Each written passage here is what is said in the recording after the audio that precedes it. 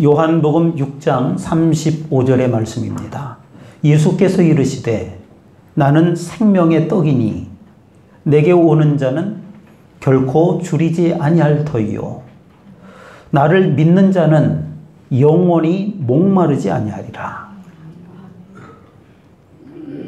사람의 육신은 떡을 먹어야 살 수 있습니다. 예수님은 생명의 떡이십니다. 사람의 영혼은 생명의 떡이신 예수님을 영접해야 합니다. 누구든지 예수님을 영접하면 영원한 생명을 얻습니다. 사람의 육신은 물을 마셔야만 합니다. 예수님의 피는 참된 생명수이십니다. 사람의 영혼은 예수님의 피로 죄의 씻음을 받아야 합니다. 누구든지 예수님의 피로 죄의 씻음을 받으면 영원한 생명을 얻습니다. 이러한 사실을 믿음으로 표현하는 행위가 바로 주의 만찬, 성찬에 참여하는 것입니다. 성찬에서는 떡을 먹습니다. 떡은 예수님의 몸을 상징합니다. 떡을 먹는다라고 하는 것은 예수님을 영접한다라고 하는 의미입니다. 성찬에서는 잔을 마십니다. 잔은 예수님의 피를 상징합니다. 잔을 마시는 것은 예수님의 피로 죄의 씻음을 받는다라고 하는 의미입니다. 그러므로 성찬에 참여하는 것은 우리의 믿음을 고백하며 우리의 믿음을 표현하는 그와 같은 행위인 것입니다. 오늘 성찬을 가볍게 여기지 마시고 온 마음을 다해 경건한 자세로 임하시기를 바랍니다. 오늘 저는 오늘 읽은 고린도전서 11장의 본문의 말씀을 통해서 성찬에 관한 말씀을 나누려고 합니다. 오늘 말씀은 첫째는 성찬의 유래입니다. 23절 말씀을 다시 한번 읽어보겠습니다. 고린도전서 11장 23절입니다. 시작. 내가 너희에게 전한 것은 주께 받은 것이니 곧 주 예수께서 자시던 밤에 떡을 가져. 아멘. 내가 너희에게 전한 것은 주께 받은 것이니 주께 받은 것이니 이 성찬의 기원은 예수님께 있다라고 하는 것입니다. 주님께 받은 것이니 세례와 함께 성찬은 예수님께서 친히 세우신 거룩한 예식입니다. 곧 주 예수께서 잡히시던 밤에 성찬이 제정된 때는 예수님께서 잡히시던 그 밤이었습니다. 성찬을 만드시고 그 밤에 붙들리셨습니다. 이 사실에 우리의 눈시울이 뜨거워집니다. 그때 엄숙한 광경을 깊이 묵상한다라고 하면 성찬에 참여하는 우리의 심정은 저절로 엄숙해질 수밖에 없습니다. 떡을 가지사 예수님은 잡히시던 밤에 제자들과 함께 그 예루살렘의 다락방에서 유월절 음식을 드시고 계셨습니다. 바로 그때 성찬을 제정하신 것입니다. 그런 후에 예수님께서는 겟세마네 동산이라고 하는 곳에 가셔서 기도하셨습니다. 그리고 예수님은 그곳에서 잡히셨고 그 다음날 유월절 양으로 희생되셨습니다. 십자가에 달려 죽으신 것입니다. 이스라엘 백성들은 해마다 유월절을 지켰습니다. 이스라엘 백성들은 애굽에서 430년 동안 종살이를 했습니다. 하나님은 그런 이스라엘을 애굽에서부터 구원해 주셨습니다. 하나님께서 그들에게 베푸신 구원을 기념하며 지켰던 절기가 바로 유월절이라고 하는 절기였습니다. 그래서 지금도 유월절이 되면 이스라엘 백성들은 쓴 나물을 먹습니다. 그러면서 애굽에서 당했던 그 고통을 기억했습니다. 그리고 양고기를 먹습니다. 그러면서 하나님이 보내신 죽음의 사자가 그들의 집문에 칠해진 양의 피를 보고 그냥 넘어갔던 패스오버 유월 했던 것을 회상했습니다. 또한 무교병을 먹습니다. 누룩이 들어가지 않은 밀가루 빵입니다. 그러면서 급히 빵을 제대로 만들 수가 없었기 때문에 그냥 밀가루를 구워 먹던 애굽에서 도망쳐 나오던 그 일들을 생각했던 것입니다.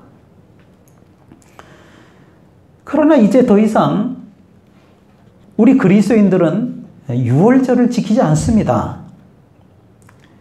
예수님이 유월절 만찬을 성찬, 성만찬으로 바꾸어 주셨기 때문입니다. 유월절을 맞아 이스라엘 백성들은 종살이하던 신분에서 벗어나서 그들은 자유인이 되었습니다. 또한 그들은 애굽 땅에서 나와 약속의 땅인 가나안을 얻기도 했습니다. 그러나 그때 그들이 받은 구원은 육체적인 것이었습니다.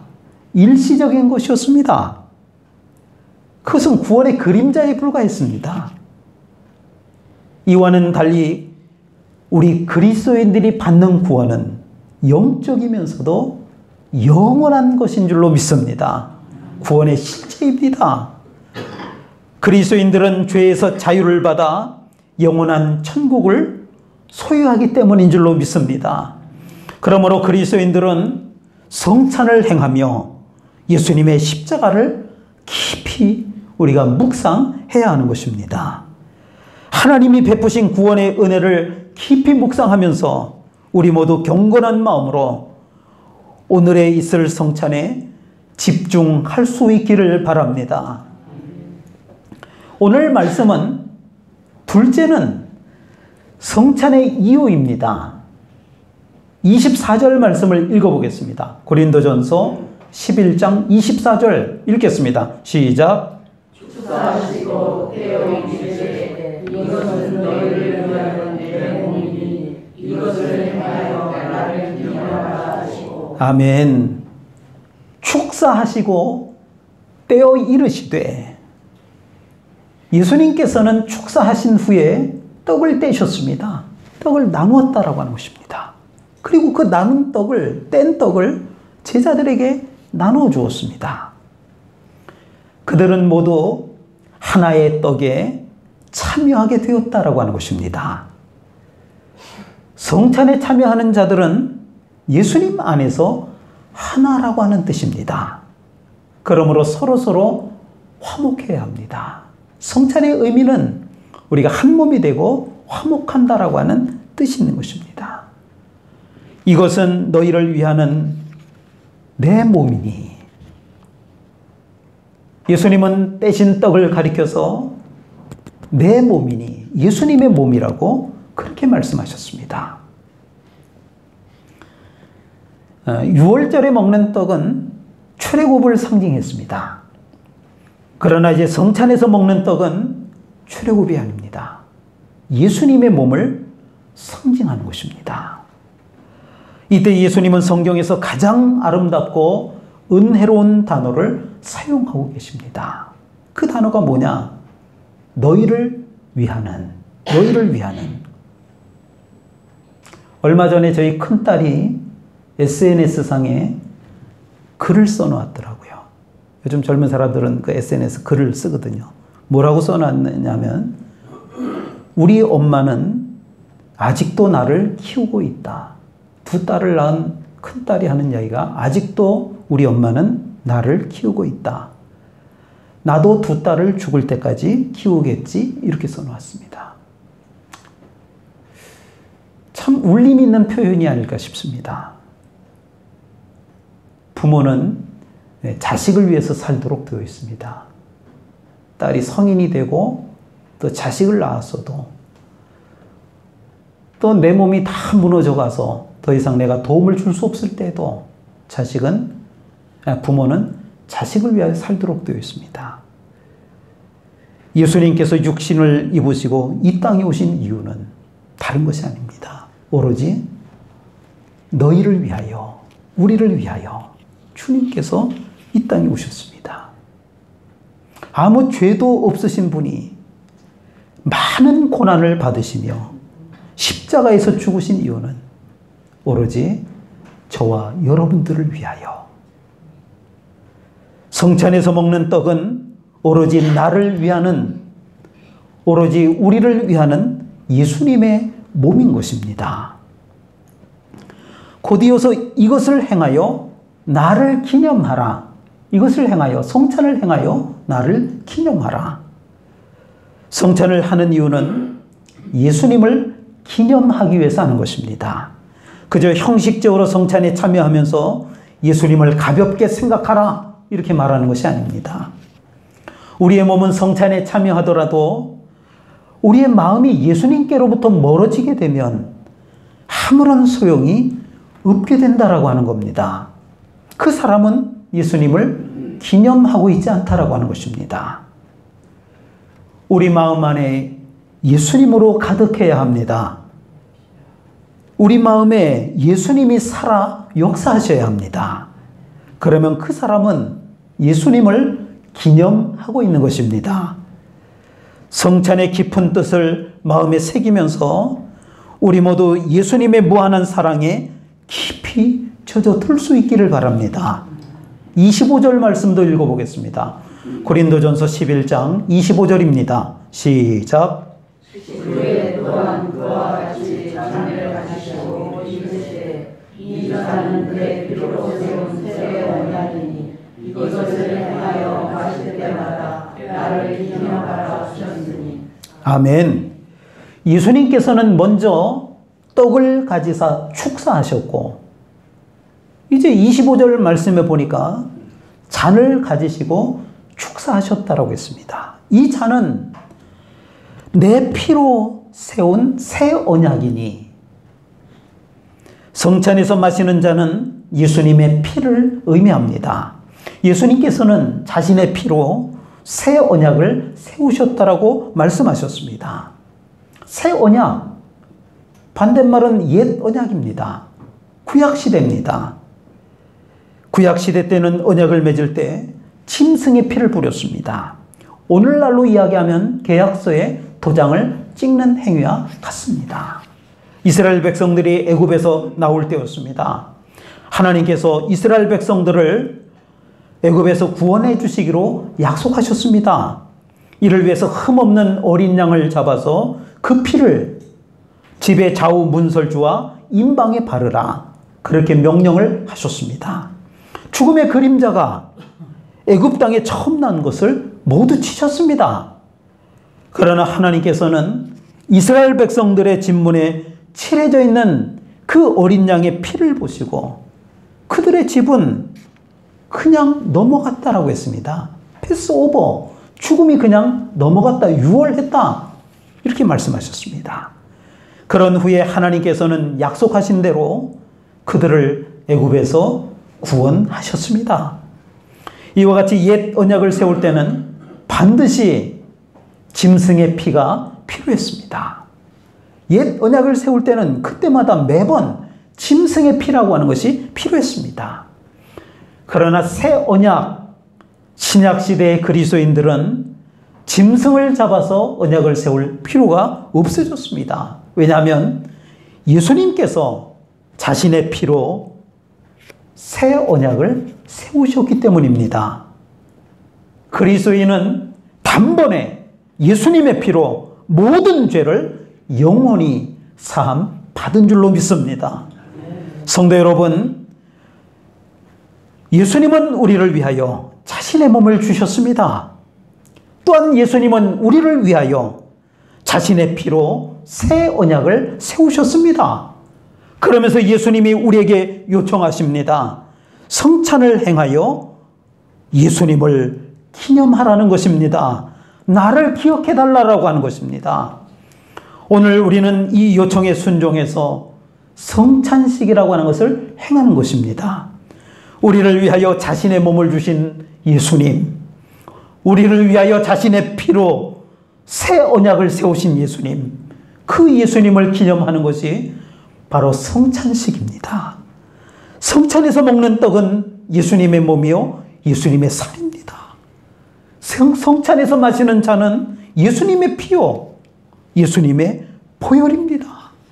이 사실을 기억하고 좀 더 경건한 자세로 성찬에 임할 수 있기를 바랍니다. 그리하면 우리의 마음은 저절로 예수님의 사랑으로 가득하게 될 것입니다.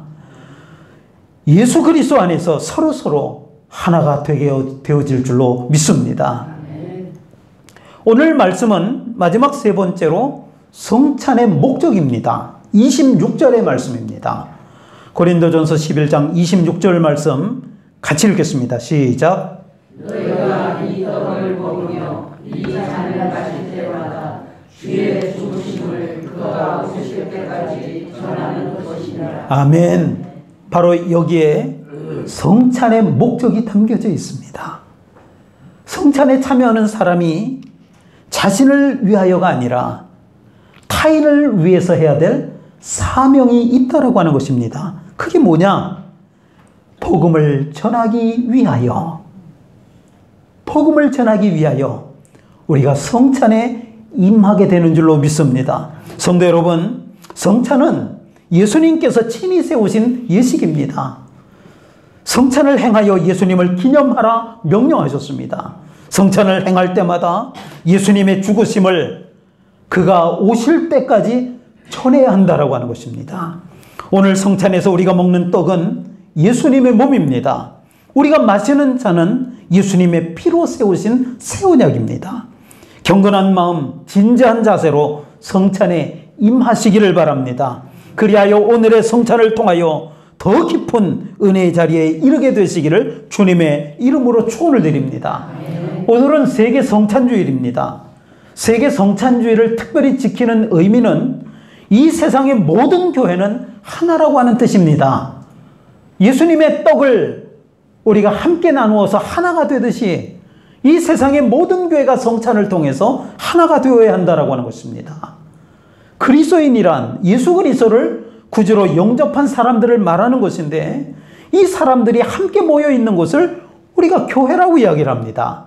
그런데 우리가 다 같이 한 곳에 모여 있을 수가 없기 때문에 형편과 사정에 따라서 또 시간과 지역에 따라서 예배 드리는 장소와 시간이 다를 뿐, 그래서 우리가 함께 하나님 앞에 예배하게 되는데, 그래서 교회는 모두가 하나인 것입니다. 그래서 성찬식은 내 안에 계신 예수님을 확인하는 예식이기도 하지만 전 세계 모든 그리스도인들이 하나됨을 확인하는 예식이 되는 것입니다. 이러한 뜻깊은 예식의 성찬을 사모하는 여러분들을 초대합니다. 이 시간 성찬식을 거행하겠습니다.